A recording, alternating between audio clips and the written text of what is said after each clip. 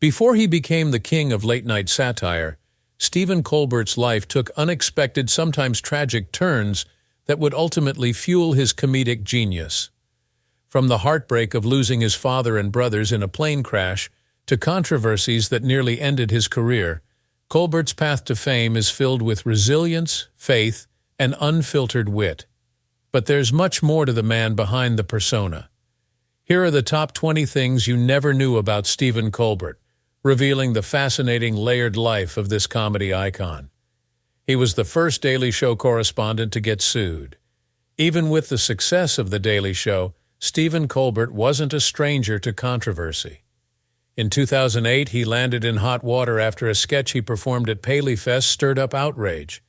The sketch parodied a retirement community in California that wanted to become an independent town, and Colbert, in his typical style, took it to an extreme by comparing their aspirations to those of Nazi Germany. During one segment, he repeatedly led a community leader into giving what resembled a Nazi salute, a move that quickly drew backlash. Deeply offended by the comparison, the leader, a retired lawyer with ample time, filed a lawsuit against Colbert. Reflecting on the incident later, Colbert took it all in stride, noting the lesson learned when you make someone comically look like Hitler, and they have both time and a legal background. He almost quit Comedy Central in 2012. In 2012, the Colbert Report faced an uncertain future. Both Stephen Colbert and Jon Stewart were in tense contract negotiations with Comedy Central, and when the network resisted their demands, Stewart even temporarily quit, with Colbert prepared to do the same. Viacom eventually gave in, but there was a catch. They wanted to push the Colbert Report to a later time slot, which could have changed the show's unique tone and format, potentially undermining its success. In a twist, Comedy Central only extended a 2-year contract, leaving Colbert and Stewart puzzled by the network's caution.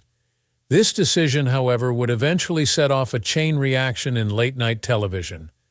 Colbert would later be free to step into David Letterman's shoes on The Late Show in 2015. And when Stewart took a break to direct Rosewater, John Oliver filled in, paving the way for his own show, Last Week Tonight. James Corden was rumored to be taking over his spot. In the early days of The Late Show, Stephen Colbert faced tough competition as Jimmy Fallon dominated the ratings. Rumors soon surfaced that CBS might consider a shakeup, possibly swapping Colbert with James Corden and moving The Late Show to Los Angeles. Some speculated that CBS might even offer Colbert a later 12:30 a.m. time slot, which many thought might better fit his edgier style. The whispers grew, but Colbert, Corden, and CBS all strongly denied any plans for a host switch. For Colbert, the rumors stung, suggesting a lack of faith in his show's direction. Despite this, he remained focused and optimistic, determined to find his path and connect with his audience. Soon enough, The Late Show found its footing, and Colbert's unique voice became a mainstay in the late-night landscape. He lost his father and 2 brothers in a plane crash. Stephen Colbert's journey into comedy began with tragedy. At just 10 years old, he faced the devastating loss of his father and 2 brothers in a plane crash. Though young and unable to fully grasp the weight of his grief, the impact surfaced years later during college. To cope, Colbert turned to humor. Making his mother laugh became a way to bring comfort, offering her and himself a momentary escape from the pain. In those small acts of joy, he unknowingly took his first steps toward becoming a comedian. Colbert credits his resilience to his mother, whose strength and warmth shaped his sense of humor. Inspired by her, he believes in finding light even in dark times. Reflecting on life's hardships, he often quotes J.R.R. Tolkien, "What punishments of God are not gifts?" It's a reminder that even sorrow can offer gratitude, empathy, and growth. His election night special was the hardest thing in his life. While Trump's effect on Stephen Colbert's ratings was undeniable, the 2016 election was anything but a celebration for the host. Colbert had prepared meticulously for his live election night special, envisioning every possible outcome.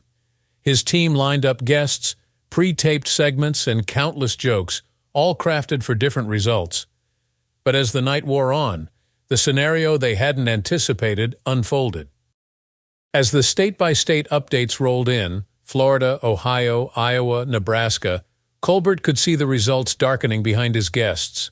Crew members held up signs with each critical win, slowly confirming what felt inevitable. Network execs quietly asked if he wanted to prepare a response for a Trump victory. Colbert's answer was a simple no. The show, filled with hours of material, was suddenly unusable. Scrapping their plan entirely, Colbert and his team switched to raw improvisation. In that hour, they abandoned the script, creating a surreal moment remembered not for comedy, but for the unfiltered shock of the night. Reflecting on Trump's role in his career, Colbert has expressed mixed feelings, acknowledging Trump's impact on his ratings but frustrated by constant comparisons. He refuses to make jokes about Barron Trump. Stephen Colbert, known for his biting humor, has a clear ethical boundary when it comes to satire. While he doesn't hold back in critiquing public figures like Donald Trump, he draws a firm line when it comes to family members, especially children. For Colbert, Barron Trump is off-limits, as he sees him as an innocent bystander in the political landscape. Instead, Colbert directs his comedic fire toward Trump himself and other adults in the administration, whom he considers fair targets. This approach reflects Colbert's belief in holding leaders accountable without dragging those who aren't responsible into the fray. It's a subtle but meaningful line that reveals Colbert's sense of responsibility in his comedy. Scaramucci screwed him over. In August 2017, Stephen Colbert couldn't contain his excitement. On his show, he announced a major scoop. An exclusive interview with Anthony Scaramucci, the former White House communications director, was set for August 14. Colbert, known for his sharp humor, eagerly shared his disbelief that he'd managed to book the mooch, a coveted guest who everyone else seemed to want. But Colbert's triumph was short-lived. ABC's George Stephanopoulos had also snagged Scaramucci for the day before Colbert's big interview. This scheduling slip revealed a lack of coordination in Scaramucci's camp. Scaramucci's team later explained they appreciated both journalists' unique styles, suggesting that perhaps they saw the double booking as an opportunity to reach two very different audiences. He almost got Kelly Reas' son in trouble at school. Stephen Colbert, known for his playful and unexpected humor, once gifted Kelly Reas a copy of his illustrated children's book, I Am a Pole, and So Can You. At first glance, the book seemed like a lighthearted story perfect for kids. However, in true Colbert fashion, the tale took a humorous turn as it followed a pole on a journey to find its identity, including a stint as a stripper pole.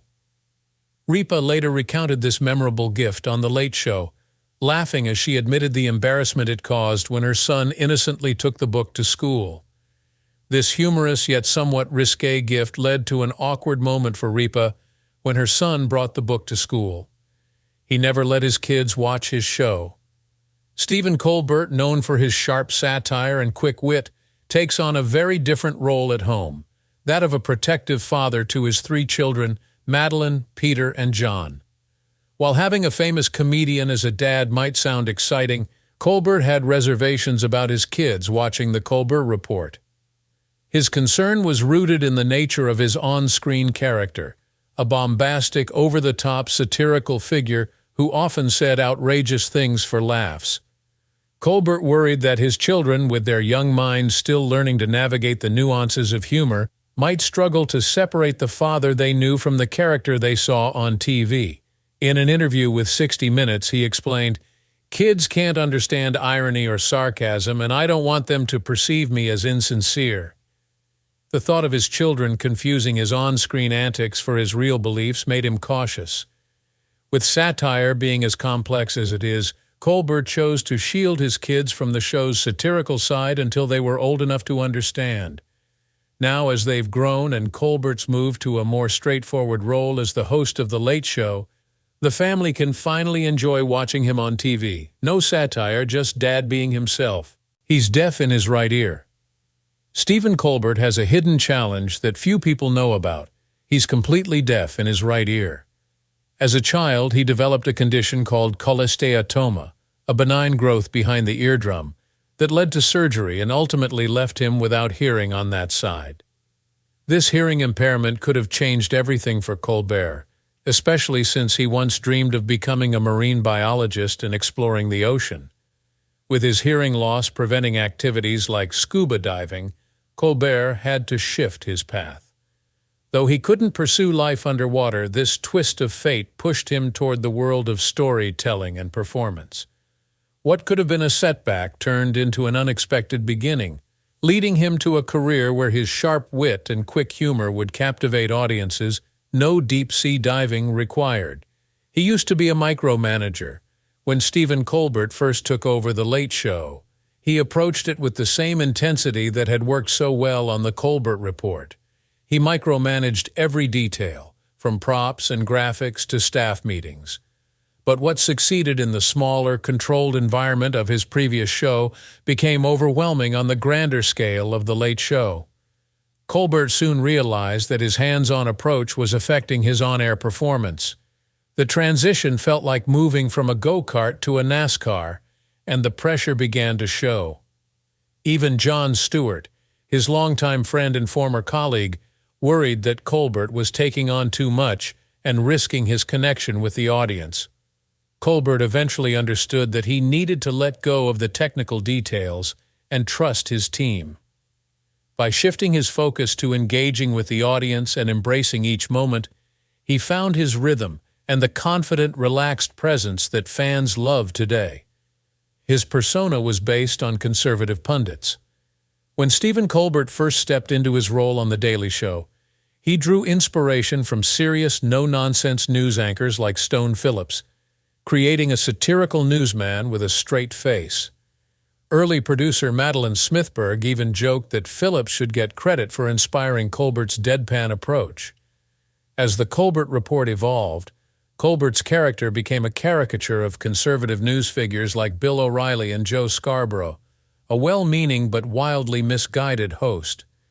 Through this persona, Colbert poked fun at the powerful personalities on cable news who could turn almost anything into news by sheer force of charisma.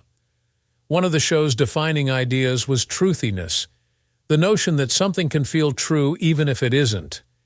In the premiere, Colbert promised to feel the news at you, turning gut instinct into the ultimate source of facts and humorously highlighting the blurred lines between news and opinion in modern media. He briefly worked for Good Morning America. After the abrupt end of the Dana Carvey show, Stephen Colbert hit a career slump and found himself scrambling for work. Desperate, he took a job as a correspondent for Good Morning America, where he stepped into the role of a serious news reporter. Though the stint was brief, it would later fuel the satirical style he became known for on The Daily Show. During his time there, Colbert pitched story ideas enthusiastically, but only one ever made it to air. Watching this early segment feels almost like a preview of the sharp, satirical humor he would bring to life later. The real turning point came when Colbert landed a spot on The Daily Show, where his unique blend of satire and wit quickly made him a fan favorite and eventually led to his own show, The Colbert Report. In hindsight, Colbert's brief attempt at traditional news reporting was a blessing in disguise, setting him on a path that would eventually lead to hosting The Late Show. The joke that sparked Hash Cancel Colbert. In 2014, a joke on The Colbert Report sparked the Hash Cancel Colbert campaign, stirring up debate on race and accountability. The show mocked the Washington Redskins Original Americans Foundation, using a tweet with the phrase, "Ching Chong Ding Dong Foundation for Sensitivity to Orientals," or whatever. The insensitive language drew widespread criticism, leading activist Sui Park to launch Hash Cancel Colbert, aiming to expose the harm of racial stereotypes and the problematic nature of the Washington team's mascot. While Park sought to open a conversation on these issues, her campaign faced significant backlash. Online harassment and threats targeted her, revealing a societal double standard. Park argued that the hostile response to her critique showed how some prioritize entertainment over addressing racial insensitivity, pointing to the discomfort some feel when their privilege is called into question. He studied to be a dramatic actor. Before he became a comedic icon, Stephen Colbert had a completely different dream.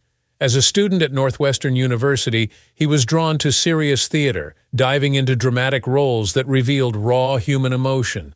Comedy was nowhere on his radar. But life had a twist in store. While at Northwestern, Colbert performed with the Annoyance Theater, a gritty improv group in Chicago known for pushing boundaries.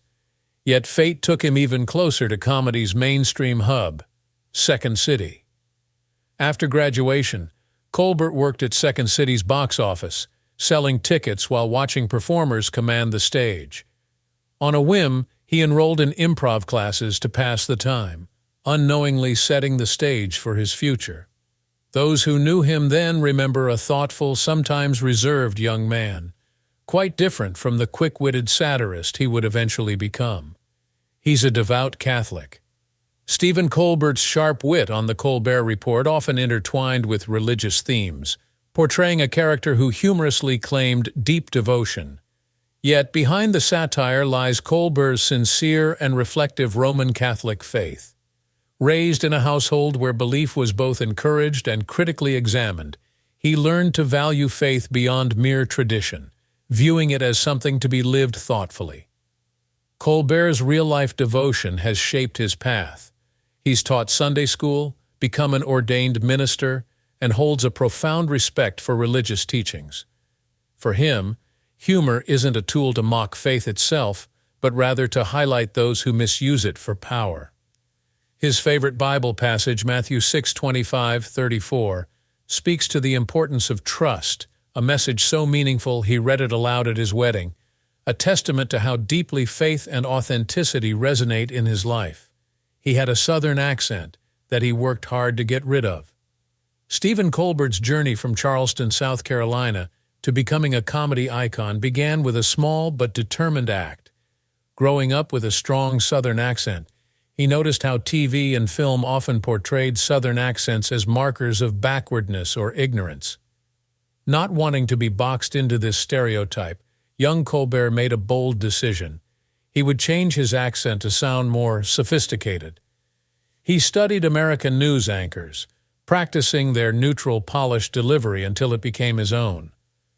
This choice would prove invaluable years later. When he took on the role of a satirical, hyper-patriotic host on The Colbert Report, his ability to mimic news anchors' cadence made his parody both funny and convincing. That childhood determination to defy stereotypes helped him create the distinct, sharp-witted voice that would carry him to national fame, making him one of America's most celebrated satirists. His first experience with improv was playing Dungeons & Dragons. Before Stephen Colbert became a comedic powerhouse, he was a teenager absorbed in the world of Dungeons & Dragons. Lost in fantasy, Colbert spent hours creating characters, navigating quests, and building stories filled with dragons and wizards. Little did he know, these adventures were honing skills that would later fuel his career in comedy. Through role-playing, Colbert practiced improvisation and storytelling, learning how to stay in character, think quickly, and weave engaging narratives, abilities that would become central to his comedic style. This love for fantasy didn't fade. Colbert soon discovered the intricate worlds of J.R.R. Tolkien, sparking a lifelong passion. Known as one of Tolkien's most dedicated fans, Colbert often references The Lord of the Rings in his routines, with a depth of knowledge that leaves even the biggest fans struggling to keep up.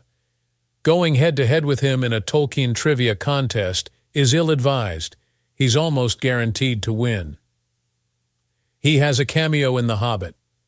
When Peter Jackson set out to bring J.R.R. Tolkien's Middle-earth to life on screen, he knew there was one superfan he had to include, Stephen Colbert. Colbert, a lifelong Tolkien enthusiast, got the call from Jackson, who invited him and his family to New Zealand for a special cameo in The Hobbit, The Desolation of Smaug.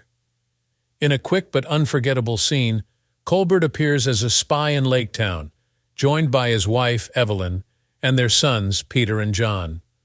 For Colbert, stepping into Tolkien's world was a dream come true.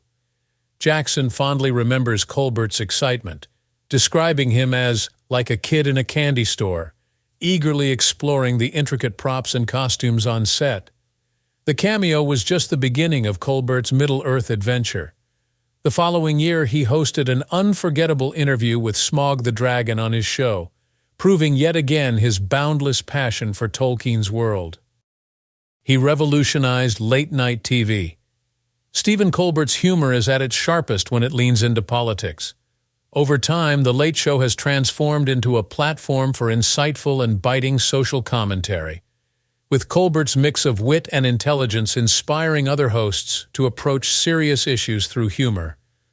But even Colbert, known for his boldness, has faced controversy over his outspoken views. One such moment came on May 1, 2017, when Colbert's monologue included a fierce critique of the then-president, sparking an FCC investigation into a joke involving Trump and Vladimir Putin. The remark was considered potentially obscene, and the backlash was swift. Trump fired back, calling Colbert a no-talent guy and slamming his language. Colbert, however, was unfazed and refused to apologize. Instead, he saw the president's response as a sign that his work was making an impact. Embracing the controversy, Colbert leaned further into his satire, using his platform to challenge authority and drive thought-provoking conversations. Thank you for watching this video. If you enjoyed it, please like, subscribe, comment, and turn on post notifications to stay updated with our latest content.